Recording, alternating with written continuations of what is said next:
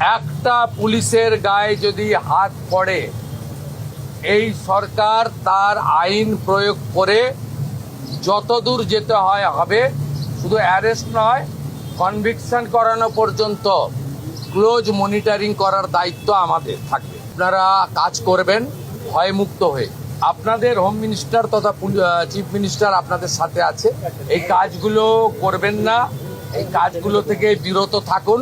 যদি মনে করেন আগের সরকার আছে, আগের নিয়ম আছে, আগের মতো পুলিশকে ফোর্সকে হাত পা বেঁধে রেখে দেওয়া হবে, তাহলে কিন্তু ভুল করবেন। ক্লিয়ার মেসেজ, জিরো টলারেন্স এই ধরনের ভান্ডালিজম, হুলিগানিজম, রাউডিজম এবং anti national, anti social activities.